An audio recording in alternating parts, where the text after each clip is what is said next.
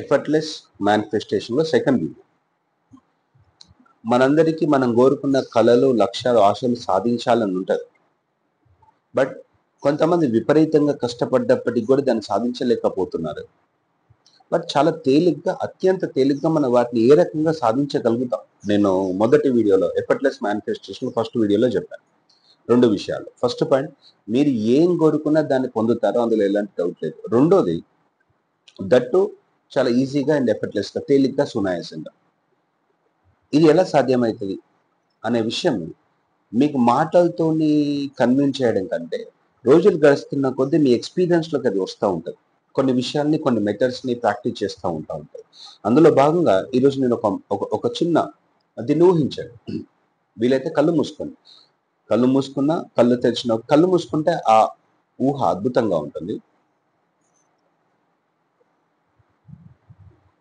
ఒక పావురాన్ని దాని గూడు నుంచి తీసి ఒక పంజరంలో పెట్టాను.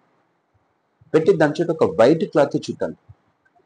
చుట్టి దాన్ని ఒక బాక్స్లో పెట్టి, ఆ బాక్స్ని ఒక ట్రక్లో పెట్టి, ఆ ట్రక్ వెనకాల ఉన్న డోర్స్ క్లోజ్ చేసేసి, ఆ ట్రక్కుని కొన్ని వేలు 2000 కిలోమీటర్ల దూరంలో తీసుకువెళ్ళి డిఫరెంట్ డైరెక్షన్స్.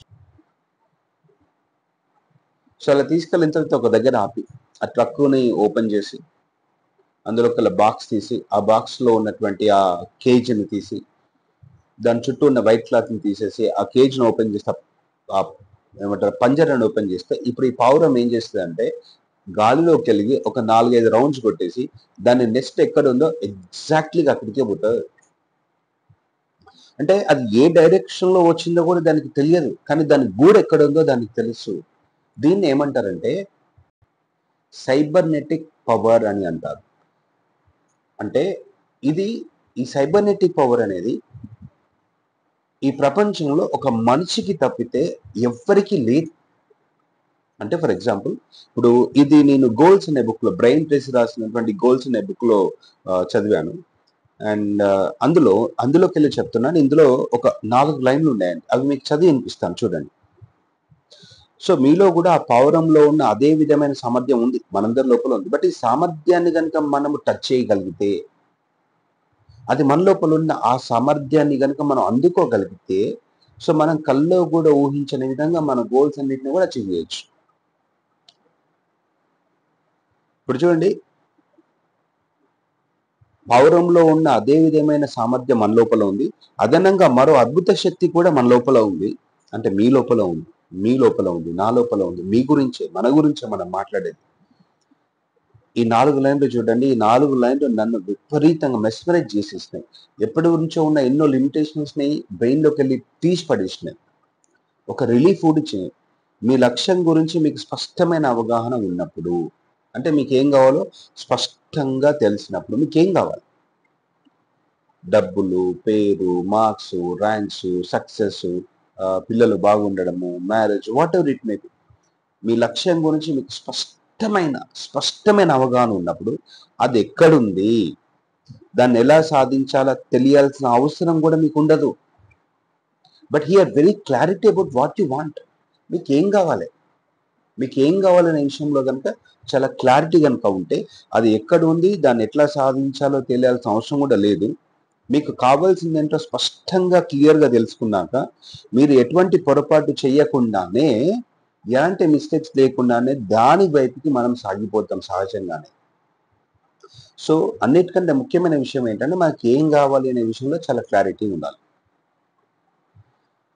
ఒక్కసారి స్పష్టంగా తెలుసుకున్నాక ఎలాంటి పొరపాటు కూడా చేయకుండా దాని వైపు సూటిగా సాగిపోతాం.